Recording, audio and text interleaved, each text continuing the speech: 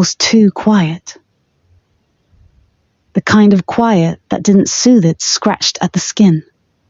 It curled around Yunseol's spine like frost. She sat still at the table, her fingers cold, around the edge of her cup, while laughter echoed lightly from across the room. Junyoung was here. That was the problem. His presence felt like a blade invisible, but always close to her throat. And yet, she didn't dare look directly at him. Not when Suk-wan was seated beside her, leaning in with his usual bright grin, holding out a half-cooked egg and gently placing it on her plate, like he always did. "You still like this, right?" he asked with a playful tilt of his head. "It's a Gojin thing, yeah?" Yunseol gave a small, automatic nod, eyes avoiding Junyoung's. But she could feel it, his stare. A quiet, unreadable look that clung to her like smoke.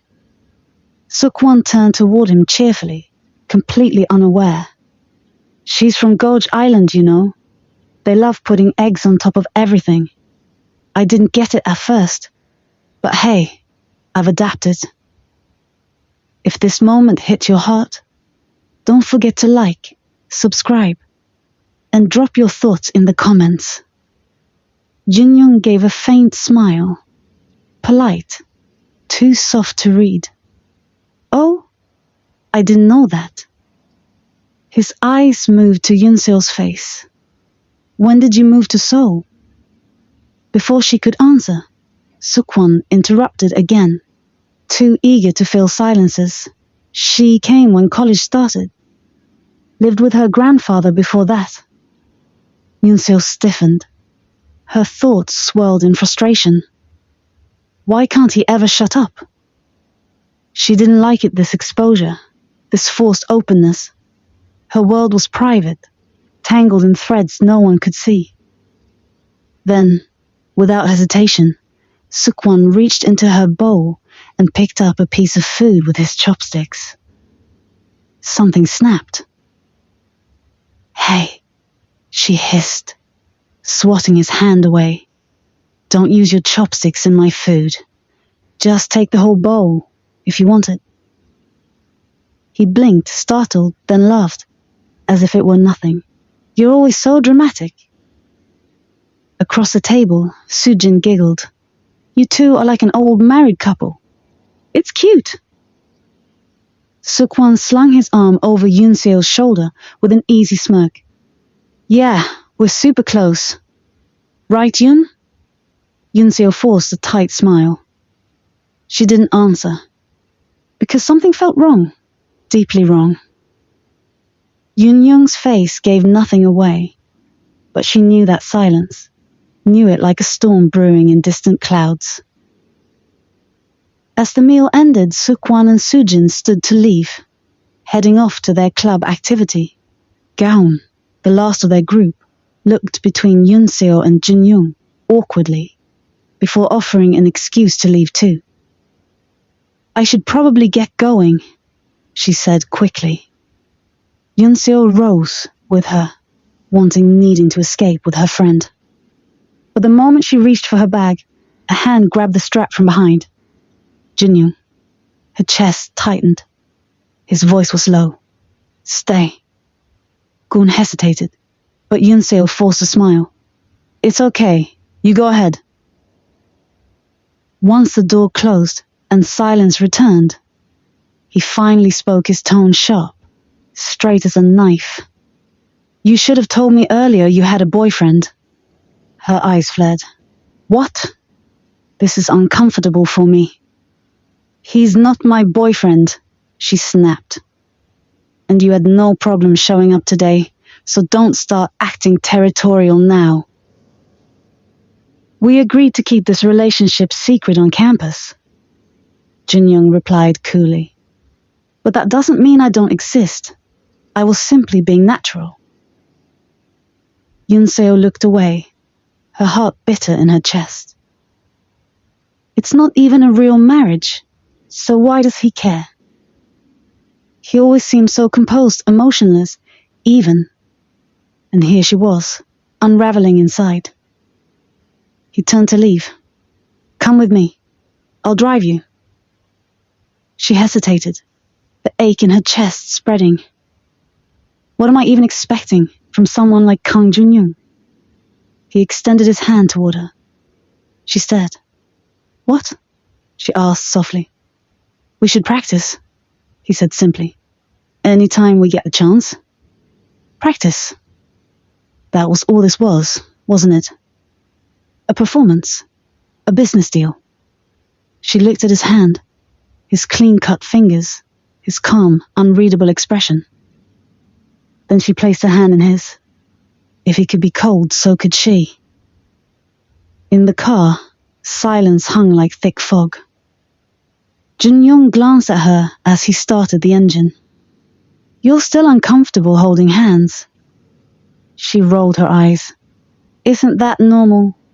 This whole thing is weird." He gave a small smirk. "You've kissed me 108 times already. You should be a pro at this by now." Her jaw dropped slightly. "Excuse me?" "I'm just saying." His smile deepened. "If we're practicing, you need to commit." She narrowed her eyes at him, then took his hand again, firmer this time. "Like this?" she said, adjusting their grip. "Or this?" She intertwined her fingers with his. "Which one looks more romantic?" He stared down at their hands, then without hesitation, tightened his grip and pulled her hand to his chest. "This," he said, his voice quiet, his eyes locked onto hers. "This is how you hold someone when you mean it." Yunseol froze. The warmth of his palm seeped into her skin. And for a fleeting second, she forgot this wasn't supposed to be real. Later that evening, over coffee, her best friend Gorn leaned in with concern. "It's a legal marriage, Yun, but it's still fake. How long do you plan to keep pretending?" Yunseol sighed. "I know." "Do you? Because from the outside, it looks like you're falling for him." She said nothing. Because she didn't know anymore. She was a girl who'd taken a deal. He was a man who played life like a chessboard. And yet, in those quiet, fleeting moments, something kept tugging at her chest. The next day, she sat in his car again, this time with a stack of papers. "What's this?" Junyoung asked. "A marriage agreement," she said, lifting her chin. "So neither of us gets taken advantage of." He raised an eyebrow, then flipped through the pages. "Clause 1. Confidentiality about the marriage." "That's right," she said. "But I changed the term to marital status. Sounds more formal." He nodded. "Fine by me. But if you're telling one friend, I get to tell one too." She hesitated, but agreed. He continued reading. Clause 2. Behave appropriately in public. "Obviously." Then his eyes narrowed at Clause 3. "Personal lives are separate?" "We're not actually married," she said calmly. "We're free to live as we please." A smirk flickered across his lips. "So you can date your boyfriend?" "Stop calling him that." He moved on, but then paused. "I disagree with Clause 4. "Why?" "It says no physical affection unless scheduled. That's not realistic. How will our families believe this marriage is real?" She crossed her arms. "We can plan in advance." He leaned back, looking at her with mischief. "Oh, by the way, after the wedding, my mother expects us to live in the family estate until you graduate." She went still. "You're telling me that now?" "I didn't think it was important before." Her jaw clenched. "Clause 5 stays." He smirked. "What? Are you scared I'll do something to you?" His eyes gleamed. "Or are you scared? You'll start wanting me to." Her cheeks burned. She slammed her pen down. Claw's 4 can be adjusted, but 5 stays. He watched her quietly as she revised the paper. Then he signed. She stared at him. When you're done, close your eyes. He blinked. Why? Just do it? He obeyed. She leaned in slowly, uncertain. Her lips were an inch away from his before she hesitated. I forgot to take off my hat, she muttered, flustered. This was just practice. But before she could pull away, his hand moved. He pulled off her hat and tossed it aside. Then, with one smooth motion, cupped her face. The groom initiates the wedding kiss, he whispered. And then he kissed her. Soft, lingering, warm, real. The days blurred after that. Her phone buzzed constantly. Wedding planners, dress fittings, floral arrangements. She visited venue after venue with Junyoung's mother, pretended to be a doting bride, tried on white dresses that felt like lies. Until one day, standing in front of a mirror, everything crashed. This marriage, this contract, was becoming too real. She touched the lace over her chest, staring at her reflection. Who am I now? The ceremony was to be held on Goj Island, her childhood home. She walked through the garden where workers were setting tables and hanging lanterns, but none of it stirred joy in her chest. Inside, her aunt found her. Where's Junyoung? She asked. He should have arrived by now. A wave of unease hit Yunseol like cold wind. Had he changed his mind? Had this all been a joke? She turned toward the door, anxiety crawling across her skin, and there he was. Luggage in hand, face calm, expression soft. Her breath caught. He walked toward her and gently took the box from her hands. Sorry, he murmured. I should have called. Something in her chest shifted. It was small, but it was real. Junyoung's eyes flicked to the soft glow of the desk lamp, casting golden shadows across Yunseol's delicate features. She sat on the floor by the coffee table, surrounded by books and notes, her long hair pulled up messily, tendrils slipping free and framing her flushed cheeks. The domestic sight, her in his oversized hoodie, sleeves swallowed past her fingertips, was unexpectedly intimate. I told you I was studying, she muttered again, not looking up. He replied, walking past her, his bare feet brushing the cool wooden floor. You study very diligently, almost like you're trying to avoid your husband. At that, her pen froze. The room stilled. Yunseol slowly lifted her gaze. Don't joke like that. Junyoung arched a brow, undoing another button. Why not? Isn't that what this is? A performance? Exactly, she snapped, though her voice wavered. It's an act, so let's just stick to the rules. He smiled faintly, but there was no warmth in it. Right. Rules. Their eyes locked. Her heart pounded unreasonably fast. It was too quiet, the tension stretching taut between them like a thread ready to snap. Slowly, Junyoung walked to the kitchen, grabbed a bottle of water, then leaned against the counter. You didn't eat dinner, he said. I wasn't hungry. You're always not hungry. She didn't reply. The silence dragged. The clink of the bottle cap was the only sound. Junyoung pushed off the counter and strode toward her. The soft shuffle of his steps made her spine stiffen. He stopped right behind her, then knelt. Don't move, he said quietly. Before she could protest, his hand gently brushed the strands of hair from her neck. She felt his breath against her skin, warm, deliberate. Your hair was tickling you, he said, voice lower now. She sat frozen, pulse thundering in her throat. He didn't move. Neither did she. The silence was too loud, filled with things unsaid. When he finally stood, the space felt colder. "I'll shower," he said casually, walking away. Yunseol stared at her notebook, but the words on the page blurred. Her fingers curled slightly, brushing where his hand had just touched her. Why did something so small feel so dangerous? The next morning, Junyoung was gone before she woke up. Again. Yunseol stood in front of the mirror, brushing her hair slowly, gaze falling to the collar of her school blouse.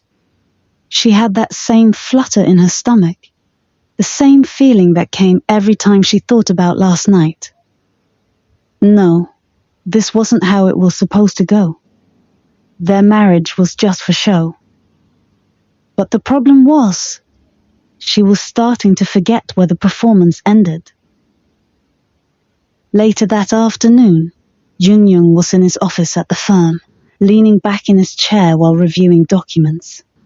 His colleague, Taiwan, strolled in and dropped a file onto his desk. "You're unusually quiet today," Taiwan noted. "Married life getting to you already?"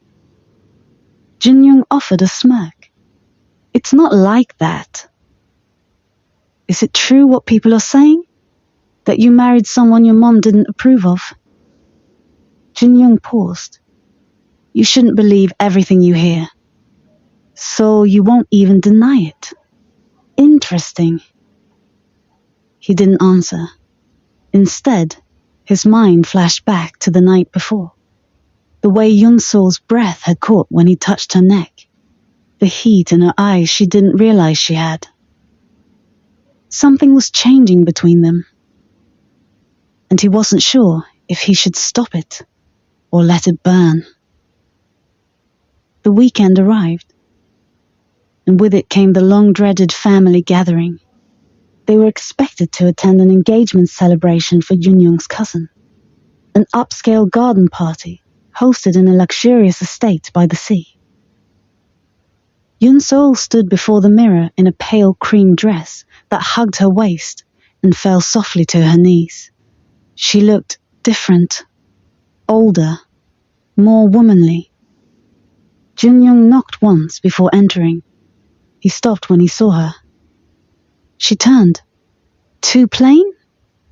He said nothing for a beat. Then, with a tilt of his head, he murmured, "You'll steal the attention of every man there." She blinked, caught off guard. "Stop saying things like that." He stepped closer, voice dropping.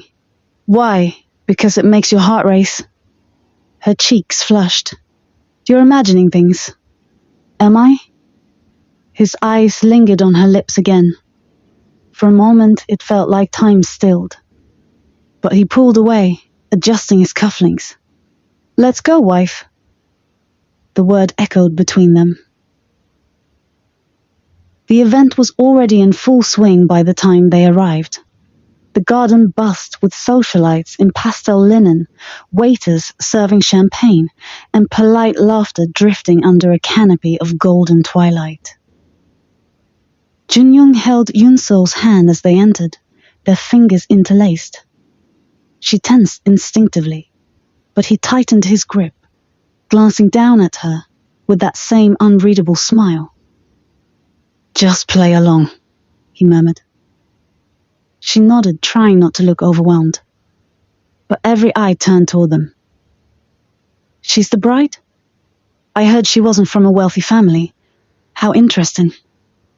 "Still, she's beautiful. Junyoung always had good taste." The whispers slid through the crowd like smoke. Junyoung's arm slid around her waist, pulling her close. "She's not just beautiful," he said loud enough for them to hear. "She's the smartest person I know." Her eyes widened. He rarely complimented her.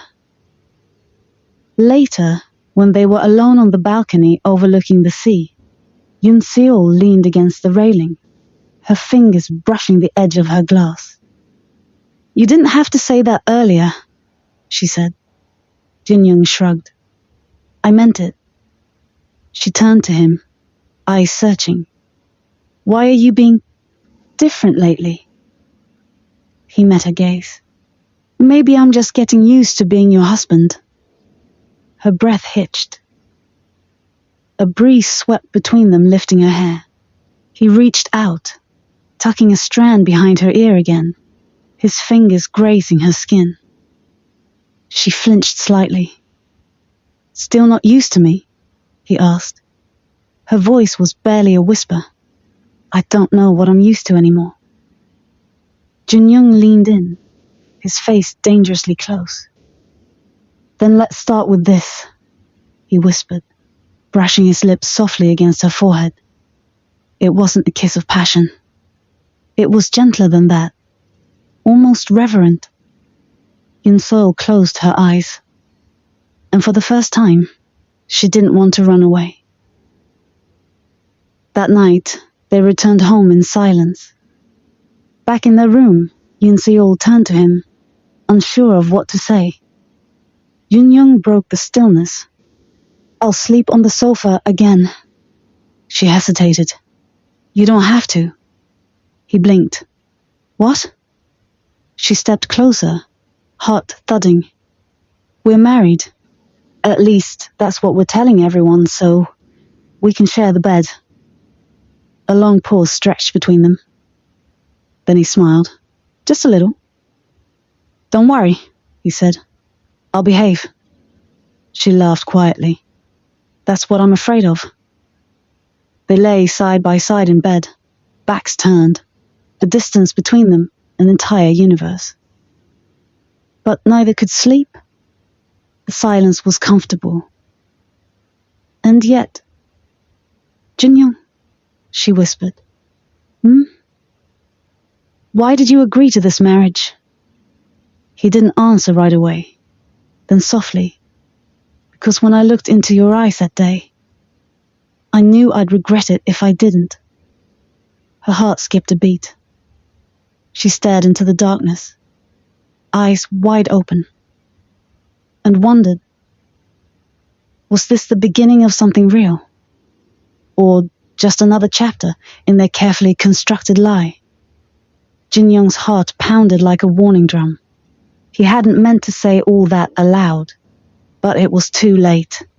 Yunseol stood frozen among the roses, her lips parted, eyes wide as if the breeze had whispered something dangerous into her ear. He stepped closer, his voice quiet, as though afraid even the petals might hear. "I don't know when it started. Maybe it was the first night you didn't scowl at me, or when you called my mum auntie like it was second nature. Maybe it was the moment I saw you take that ring off, and it felt like something was breaking."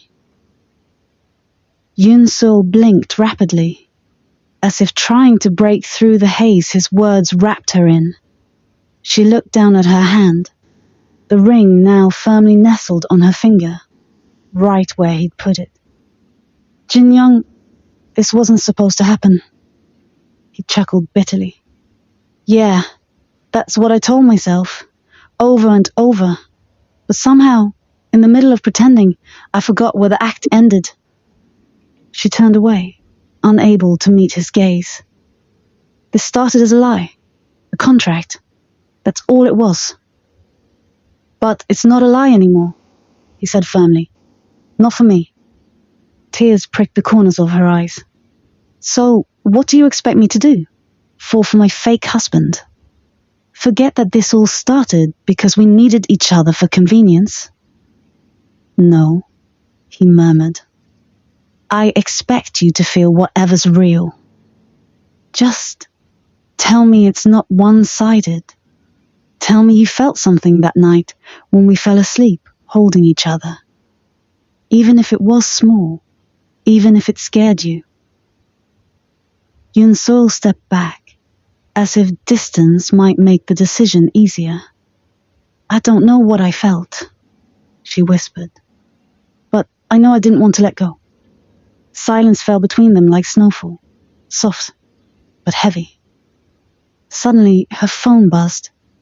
A name flashed across the screen. Soo-jun. Junyoung's eyes darkened. She stared at the glowing screen, then slowly, deliberately, pressed decline. Turning toward Junyoung, she met his gaze. Let's go home.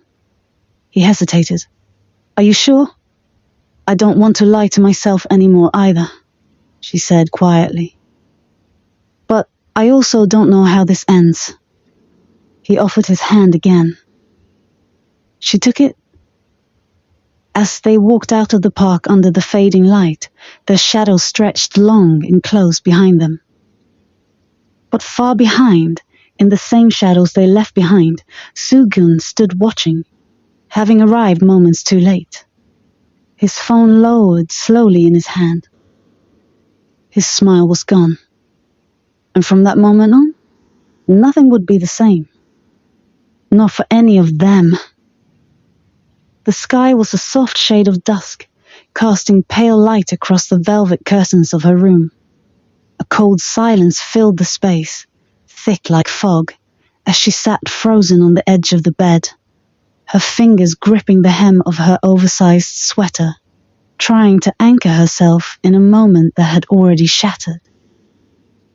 He stood before her, his presence both familiar and foreign now. There was pain in his eyes, but also something else. Guilt, resignation, a storm he wasn't trying to hide. She swallowed hard. I asked you one thing, she whispered, voice trembling like a cracked glass about to break. Just one thing, to not lie to me. He said nothing. Not yet. His jaw clenched, a muscle ticking at the edge of his temple, but still, silence. She stood slowly, eyes glistening, her heart thudding too loud in her chest. Her voice cracked now, bleeding emotion. Was it her, the woman from last winter? The one you said meant nothing? His silence spoke louder than any scream. A single tear slipped down her cheek. That was all she needed. She took a shaky breath and turned away, pacing toward the window, trying, failing, to calm the fire clawing at her ribs. God, I was so stupid. I believed you, she muttered, more to herself now. Still, he said nothing. Say something, she snapped, spinning around, eyes wide with disbelief, with fury. Lie to me again, or admit it. Just don't stand there like I don't deserve the truth. He looked up then, eyes glossy but hard. I didn't want to hurt you. She laughed bitterly. And yet, here we are. He stepped forward, but she took a step back. That single movement broke something in him. His hand dropped back to his side as he spoke, voice low and hoarse. I never meant to fall for her. It was after you shut me out, after your mother's accident, when you wouldn't even look at me. That gave you the right? She barked, voice rising with heartbreak. To find comfort in someone else's arms. While I was drowning in grief, you, what, took a vacation from us? His silence was confession. A dagger. She stared at him for a long, breathless second. Then, very softly, she said, I would have come back to you. I was just lost. He moved closer, this time more desperate. I know. And I waited. I waited every day. I hated myself for what happened. I still do. She shook her head, eyes filling again. No, you waited for me to fall apart, so you could justify leaving. A pause. Then her voice dropped, full of sorrow, but laced with finality. And now, I can't come back to someone who let me go that easily. His face broke. He tried to reach for her hand, but she pulled away. The pain that flickered in his eyes matched the hollowness in her chest, but neither could fix the fracture between them. Not now. Not after this. She turned back toward the window, wrapping her arms around herself. You should go. He stood there for a moment longer, torn between staying and obeying. But he knew. She was done. With one last broken glance, he turned and walked toward the door. His footsteps were quiet, but to her, they were thunder. The door clicked shut behind him, leaving nothing but silence and a love that no longer lived here. The echo of Yunseol's confession still hung in the air like a sharp chill, too raw to disappear, too heavy to ignore. Sukun didn't say anything for a long time. He just stood there, shoulders squared but trembling faintly, as if holding back something far more devastating than tears. His eyes, always kind, always steady, were now unreadable, clouded with something darker than heartbreak. Betrayal, maybe disbelief, maybe both. Junyoung's hand remained clasped around Yunseol's, protective and unapologetic. The wedding ring gleamed faintly under the cafe's soft lighting, now no longer hidden behind subtle gestures or secret looks. It was out in the open, exposed. Like everything else now. So that's it, Sukun finally said, his voice barely audible. All this time, you two were... He didn't finish. The words fell apart in his throat. Sukun. Yun took a small step forward. Her voice was gentle, pained. We never wanted to hurt you. But you did. His voice cracked slightly, a note of anger leaking through the sorrow. You lied to me. Again and again. Every time I asked. Every time I saw something that didn't feel right. You smiled and told me I was imagining things. It wasn't a lie, she whispered. It was something we had to protect. He looked up sharply. Protect from what? Me? No. Then from what, Yunseol? He snapped, his voice suddenly rising in the quiet cafe. From reality. From the fact that I wasn't just your friend. That I might have felt something more. Her eyes flickered, guilt blooming across her face. Junyoung narrowed his gaze. She told you the truth because she respects you. Don't throw that back at her like it was betrayal. Sukun turned to him, a bitter smile tugging at his lips. Easy for you to say. You got everything you wanted. Junyoung didn't respond. He didn't need to. I should go, Sukun said coldly, reaching for his coat. I need some air before I say something I'll regret. Sukun, wait. Yun stepped forward, but he raised a hand to stop her. No, don't chase after me, he said, quieter now. Because if you do, I might start hoping again, and I'm tired of hoping. And with that, he walked out into the night. Yun stood there for a moment, staring at the door, her hand still halfway lifted towards where he had been.